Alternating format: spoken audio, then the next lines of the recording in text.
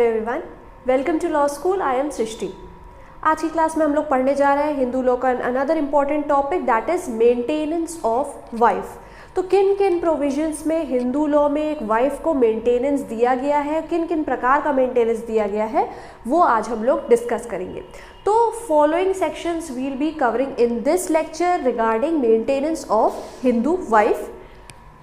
तो हम लोग पढ़ रहे हैं मेंटेनेंस ऑफ हिंदू वाइफ। इसमें हम लोग फॉलोइंग 3 सेक्शंस देखने वाले हैं। पहला है सेक्शन 24 हिंदू मैरिज एक्ट का, जिसमें कहा गया है maintenance pendente lite means maintenance during the pendency of litigation. जब तक कोर्ट में केस चल रहा है, जब तक प्रोसीडिंग्स पेंडिंग है, तब तक यहाँ पर मेंटेनेंस दिया गया है। दूसरा है section 25 of Hindu marriage act. इसमें क्या गया है, परमानेंट एलिमनी की बात की गई है। After the proceedings and, proceeding खत्म हो जाने के बाद यहाँ पर मेंटेनेंस दिया जाता है। अब ये इंपॉर्टेंट बात है कि 24 और 25 में सिर्फ वाइफ को ही नहीं, हस्बैंड को भी मेंटेनेंस मिल सकता है। जो वीकर पार्टी होगी फाइनेंशियली, उसको यहाँ पर मेंटेनेंस मिलेगा। इन दोनों में डिफरेंस ये है कि 24 में during the pendency of litigation, जब तक केस चल रहा है तब तक मेंटेनेंस मिलता है। 25 में क्या होता है कि जब केस खत्म हो गया उसके बाद परमानेंट एलिमनी मिलती है हस्बैंड या वाइफ को। तो these are available to both H and W, husband and wife. अब हम लोग देखते हैं एक last section which is related to maintenance of wife, वो है सेक्शन 18 और ये है हिंदू अडॉप्शन मेंटेनेंस एक्ट का। ये इस एक्ट में सेक्शन 18 दिया गया है। इस एक्ट में सिर्फ वाइफ को ही मेंटेनेंस दिया जाएगा और ये एक प्रोविजन है which provides for maintenance during subsistence of marriage. Marriage जब चल ही रही है तब यहाँ पर मेंटेनेंस मिलता है। इन दोनों में मैरिज खत्म होने वाली है या फिर मैरिज को वॉइड डिक्लेयर कर दिया गया है, केसेस चल रहे हैं, तब मेंटेनेंस मिल रहा है। यहाँ पर मैरिज सब्सिस्ट कर रही है और तब वाइफ को हस्बैंड मेंटेनेंस देता है। 24-25 में बोथ हस्बैंड एंड वाइफ को मेंटेनेंस मिल सकता है। 18 में सिर्फ वाइफ को ही मिलेगा हस्बैंड के द्वारा maintenance during the subsistence of marriage. अब हम लोग एक एक सेक्शंस को डील करते हैं। तो हम लोग सबसे पहले डिस्कस करते हैं section 24 of Hindu marriage act. Section 24 में बात की गई है maintenance pendente lite and expenses of proceeding means maintenance during the pendency of litigation as well as the expenses of proceeding। ये हस्बैंड या वाइफ दोनों में से किसी को भी मिल सकता है। ये स्टार्ट होता है विद द प्रोसीडिंग और जैसे ही वो प्रोसीडिंग एंड हो जाती है तो मेंटेनेंस मिलना बंद हो जाएगा। तो सिर्फ जब तक प्रोसीडिंग पेंडिंग है कोर्ट में, जब तक प्रोसीडिंग चल रही है, तब तक ही मेंटेनेंस मिलेगा हस्बैंड या वाइफ को जो भी फाइनेंशियली वीकर है। तो हम लोग प्रोविजन देखते हैं सेक्शन 24 में क्या कहा गया है। During the pendency of proceeding, जब तक प्रोसीडिंग पेंडिंग है, court finds that either the husband or the wife has no independent source of income। Court को लगता है कि हस्बैंड या फिर वाइफ, इनमें से कोई, ही और she has no independent source of income, उनके पास कोई भी अपना इंडिपेंडेंट इनकम का स्रोत नहीं है, कोई सोर्स नहीं है जिससे वो खुद को सपोर्ट कर पाए और जिससे वो केसेस के जो एक्सपेंसेस है वो पे कर पाए। तो हस्बैंड या वाइफ में से कोई इतना ज़्यादा उसके पास इनकम की साधन नहीं है कि वो खुद तो अपना पालन पोषण भी नहीं कर पा रहा है और वो केस की भी, प्रोसीडिंग की भी पैसा नहीं दे सकता है। कोर्ट को अगर ऐसा लगता है then the court will order respondent to pay the petitioner। Respondent को कोर्ट ऑर्डर करेगी कि petitioner को आप इतना पैसा दें, having regard to his own income and the income of the petitioner, कि आप उतना पैसा दें कि वो अपना भी मेंटेनेंस कर सके और मंथली मेंटेनेंस उनको देंगे और एक्सपेंसेस ऑफ द प्रोसीडिंग देंगे। तो इतना पैसा देंगे जिससे वो केस जब तक चल रहा है तो उसकी एक्सपेंसेस भर पाएँ और अपना जो मंथली पालन पोषण है वो कर पाएँ। ये हो गया सेक्शन 24। दूसरी चीज़ जो यहाँ इंपॉर्टेंट है कि no independent application under section 24। Section 24 में कोई इंडिपेंडेंट आप एप्लीकेशन नहीं ला सकते हैं until and unless there is a proceeding pending. किसी सेक्शन में ऑलरेडी प्रोसीडिंग पेंडिंग है, फॉर एग्जांपल सेक्शन 9 लग रहा है रेस्टिट्यूशन वाला, या फिर सेक्शन 10 की प्रोसीडिंग चल रही है, जुडिशियल सेपरेशन की प्रोसीडिंग चल रही है। कोर्ट को लगता है कि किसी के पास स्पाउस में से, इनमें से किसी के पास इंडिपेंडेंट सोर्स ऑफ इनकम नहीं है कि वो प्रोसीडिंग चला पाए, तब कोर्ट यहाँ पर सेक्शन 24 में मेंटेनेंस देता है। इसका कोई इंडिपेंडेंट एप्लीकेशन नहीं आएगा, ये हमेशा किसी न किसी प्रोसीडिंग के साथ जुड़ा रहेगा। कोई प्रोसीडिंग पेंडिंग होगी तभी ये मिलेगा, अलग से इंडिपेंडेंटली इसका कोई एप्लीकेशन पार्टीज नहीं ला सकती क्योंकि ये सिर्फ पेंडेंसी ऑफ द प्रोसीडिंग्स में आता है। तो दिस इज ऑल अबाउट 24। अब हम लोग देखते हैं कि इसका ऑब्जेक्टिव क्या है। तो हम लोग जानते हैं कि ऑब्जेक्टिव क्या है, पर्पस क्या है बिहाइंड सेक्शन 24 का मेंटेनेंस देने का, which is during the pendency of the proceeding. तो उसके पीछे ऑब्जेक्टिव या रीज़न ये है कि कोर्ट को लगता है to enable financially weak party, husband या वाइफ में से जो फाइनेंशियली वीक है, जो जब तक केस चल रहा है अपना भरण पोषण नहीं कर पा रही है या फिर जो केस चल रहा है उसके एक्सपेंसेस नहीं पे कर पा रही हैं, तो कोर्ट चाहती है it wants to enable the financially weak party to cover the cost of litigation, कि वो केस का कॉस्ट पे कर पाए और अपने आप को मेंटेन कर पाए जब तक केस चल रहा है। तो this is the objective behind section 24। अब हम लोग सेक्शन 24 को जल्दी से सम अप करते हैं और उसके इंपॉर्टेंट पॉइंट्स नोट करते हैं। तो हम लोग ने सेक्शन 24 पढ़ा। Section 24 talks about maintenance pendente lite, that it is maintenance during the pendency of proceeding. वो किन प्रोसीडिंग के पेंडेंसी में मेंटेनेंस मिलेगा? Proceeding under Hindu marriage act. Hindu marriage act में अगर कोई प्रोसीडिंग चल रही है सेक्शन 9 से सेक्शन 13 के अंदर, सेक्शन 9 में रेस्टिट्यूशन की चल रही है, तब 10 में जुडिशियल सेपरेशन की चल रही है, 13 में डिवोर्स की चल रही है, तो इन सब प्रोसीडिंग अगर चल रही है तो उसके जब प्रोसीडिंग चल रही है during the pendency of such proceeding, court will grant maintenance. ये हो गया। It is given either to husband और वाइफ, हस्बैंड या वाइफ किसी को भी मिल सकता है जो फाइनेंशियली वीक हो कोर्ट के हिसाब से। No independent application under section 24। Section 24 में इंडिपेंडेंट एप्लीकेशन नहीं ला सकते हैं, किसी न किसी प्रोसीडिंग के साथ ही लाएंगे। कोर्ट ग्रांट, अब कोर्ट क्या क्या ग्रांट करती है? तो एक्सपेंसेस ऑफ द प्रोसीडिंग देगी ऐसी पार्टी को जो जिसके पास इंडिपेंडेंट सोर्स ऑफ इनकम नहीं है, प्रोसीडिंग को कवर करने के लिए एक्सपेंसेस देगी और मंथली मेंटेनेंस भी प्रोवाइड करवाएगी, दूसरा स्पाउस देगा। ग्राउंड्स, क्या ग्राउंड्स देखती है? तो कोर्ट देखेगी कि किसके पास, हस्बैंड या वाइफ में से किसके पास इंडिपेंडेंट सोर्स ऑफ इनकम नहीं है, तो जिसके पास नहीं है उनको मेंटेनेंस दिया जाएगा 24 में। और कंसिडरेशन क्या कंसिडर करेगी? कोर्ट कंसिडर करेगी हस्बैंड और वाइफ दोनों की इनकम, उनकी इनकम देखते हुए ही कोर्ट मेंटेनेंस दिलवाएगी। तो ये हो गया सेक्शन 24 पूरा, मेंटेनेंस पेंडेंट लिटे। अब लोग पढ़े जा रहे हैं दूसरा section, section 25 of Hindu marriage act, जहाँ हिंदू वाइफ को और हस्बैंड को मेंटेनेंस मिलता है। तो section 25 talks about permanent alimony and maintenance.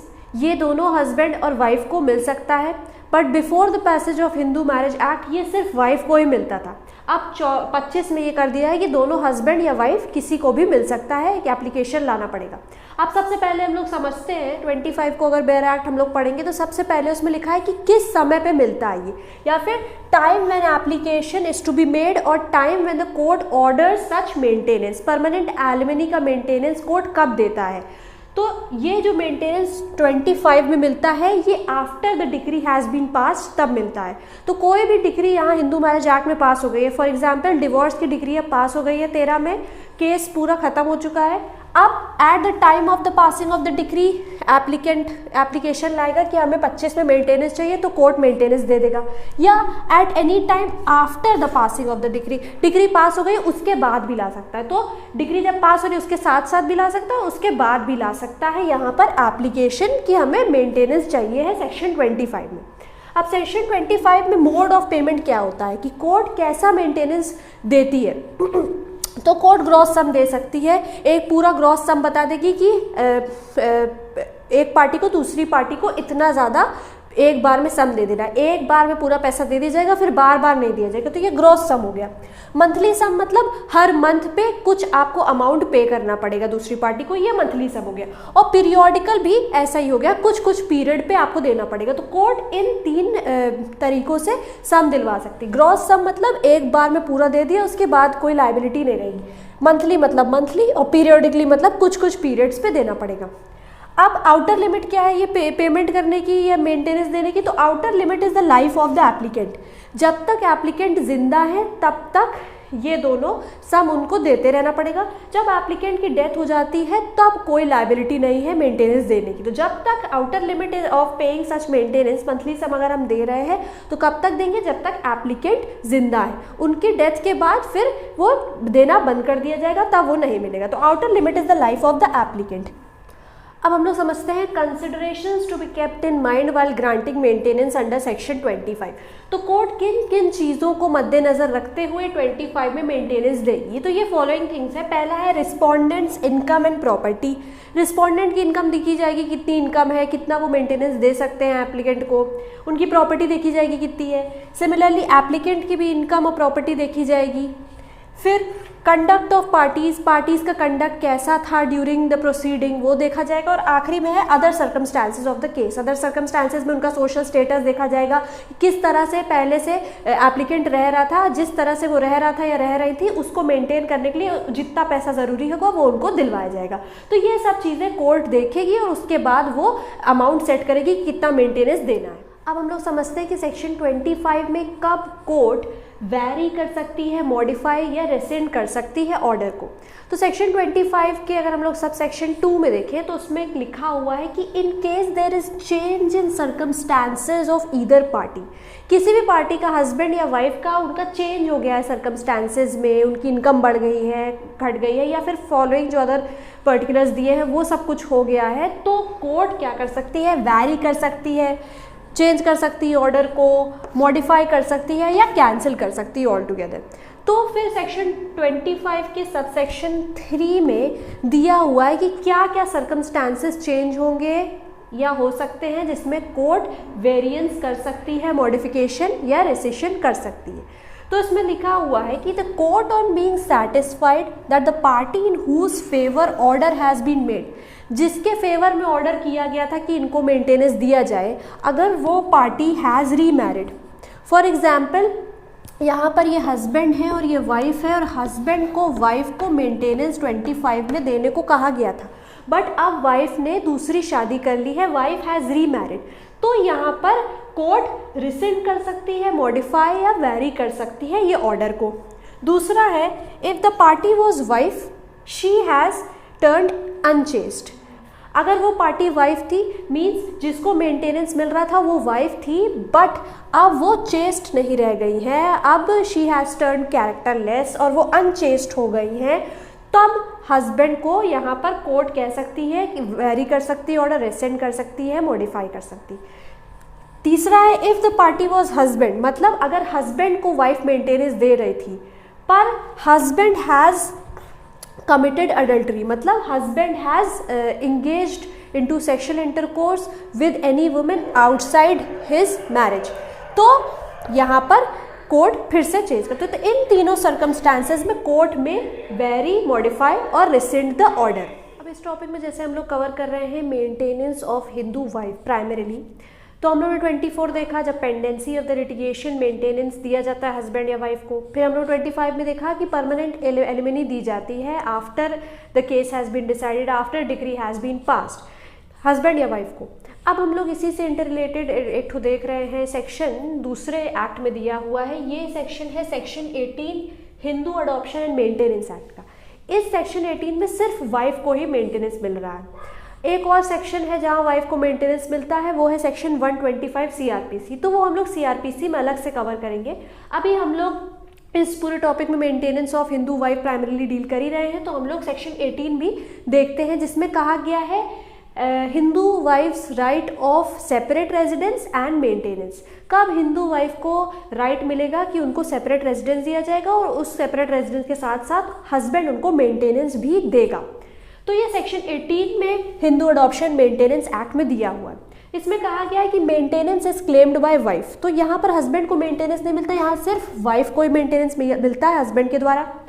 During the subsistence of marriage, marriage चली रही है यहाँ, अनलाइक 24 एंड 25 यहाँ कोई केस नहीं है, मैरिज चल ही रही है और तभी चलती चलती मैरिज में ही मेंटेनेंस मिल रहा है। तो मैरिज इज सबसिस्टिंग, ऐसा नहीं हो गया कि डिवोर्स हो गया उसके बाद मेंटेनेंस मिल रहा है, ऐसा नहीं है, मैरिज चली रही है। अब किन किन सिचुएशन में 18 में वाइफ को हस्बैंड मेंटेनेंस देगा, तो as per section 18 wife is entitled to live separately, दोनों चीज़ उनको मेंटेनेंस भी मिल रही है और वो अलग रह भी रही है, तो she is getting a separate residence as well as maintenance from the husband. तो she is entitled to live separately, उनको अधिकार है कि वो अलग भी रहेंगी और उनको मेंटेनेंस भी मिलेगा। तो she is entitled to live separately and claim maintenance from the husband if husband is guilty of तो अगर हस्बैंड इन सब में से किसी की गिल्टी पाया जाता है तो वाइफ के पास सेक्शन 18 में अधिकार है हिंदू अडॉप्शन मेंटेनेंस एक्ट में कि वो अलग घर में रहेंगी, सेपरेट रेजिडेंस उनको मिलेगा और उनको हस्बैंड मेंटेनेंस भी देगा during the subsistence of marriage. तो क्या हस्बैंड करा है कि ऐसा हो सकता है?